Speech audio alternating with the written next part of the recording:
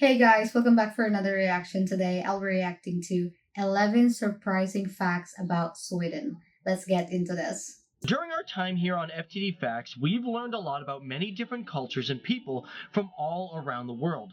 Countries that have had great and beautiful That's vast cute. landscapes, and people that are always working for the greater cause. And one country that represents this is Sweden. So how's it going, guys? My name's Dave Wapple, and welcome to FTD Facts. The channel will reteach you guys everything about everything. Now today, we are looking at one of the most interesting countries, and one of my most favorite countries, and that is Sweden. And I don't like it just for its beautiful woman, but I like it for so many other facts as well. So for those who are joining us for the first time, this is a channel where we like to get into the comment section and really take recommendations from you guys. So feel free to leave a suggestion for a future FTD Facts video, and we're going to look into it. And actually, because of that, so many of you guys wanted us to do facts on this country.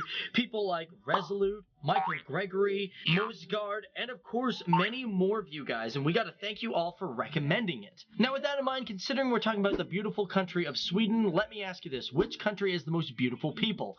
If you guys say Canada, I'm just going to be, so honored. Because, come on. Really? Now, Sweden is a country that has an area of 450,295 square kilometers. And as of 2016, it has a population of over 9,995,400 people. And it is estimated that it is already at 10 million, which makes it the 89th most populous country in the world with a density of 23.1 people per square kilometer. And of course, before we get into the cool achievements of this country, we got to talk about Sweden's imports and exports. For example, according to the OEC, it has $159 billion in exports and $154 billion in imports. But Sweden is known for exporting machinery and electrical equipment, which makes up a majority of the exports, coming in at $44.8 billion.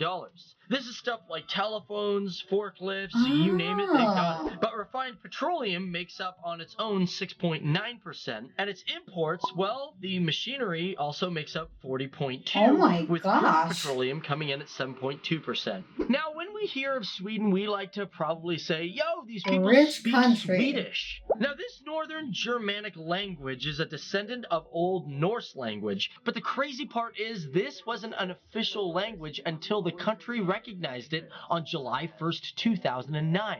But besides its language, Sweden also has some really cool traditions, especially during Christmas. For example, since 1966, the town of Gävle has always put up a giant straw goat. And unfortunately, every single year this straw goat is always burnt down, and it's kind of a non-acceptable tradition. The funny part is, although they keep an eye out for vandals, if the giant goat is burned down before December 13th, it is rebuilt for the holidays. Now, have you ever heard of the Ericsson Globe? It is a cool structure located in Stockholm. Never heard of that. Originally, it was called the Stockholm Arena, and it is the large spherical building in the entire world. It has a diameter of 110 meters by 85 meters tall, and can hold up to 16,000 people for spectacles and games. Tall. But that is really not the only thing that makes the Ericsson Globe really important. This is probably one of my favorite facts of all of Sweden that I've heard of so far, and the fact is that the Ericsson Globe represents the sun. And I never knew this, that Sweden is home to the largest scale model of the solar system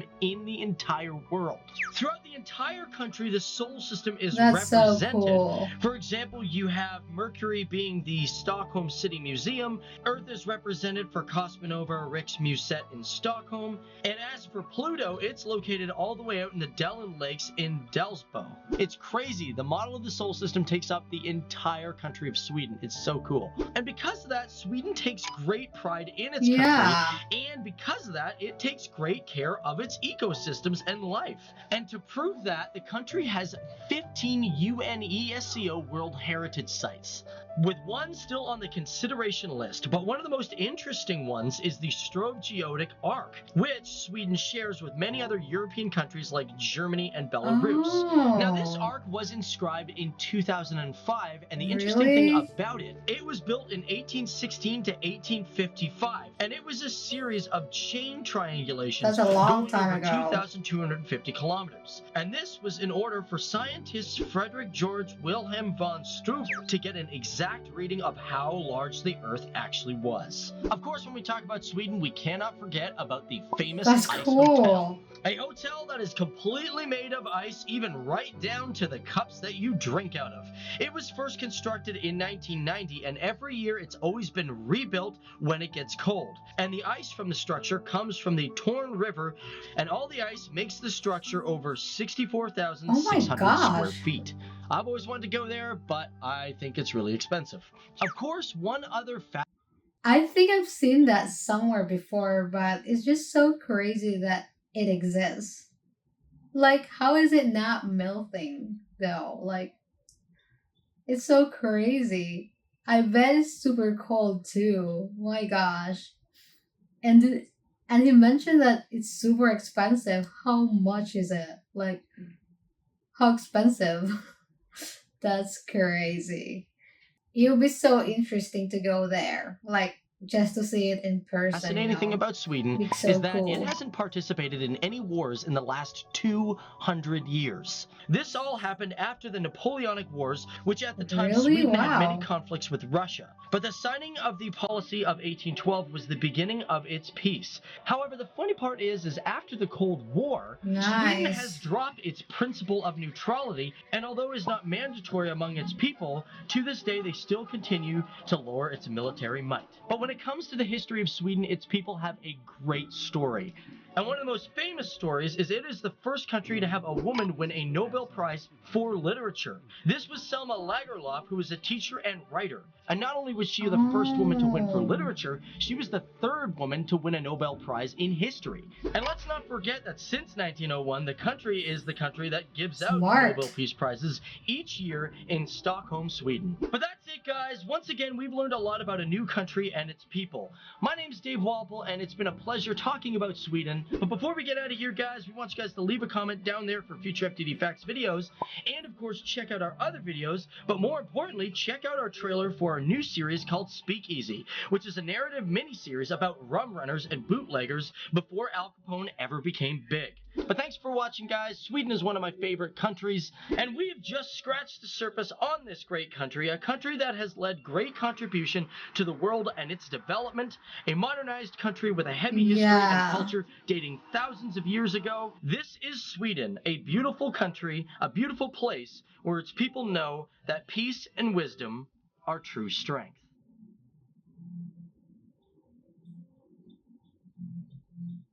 That was a really cool video, and yeah, I think Sweden have a lot of influence in the world. Like, I reacted to this other video about Sweden, how Sweden influenced the world, and I've learned so much from that too. And this video is very informative as well. And I'm so interested about the Ice Hotel.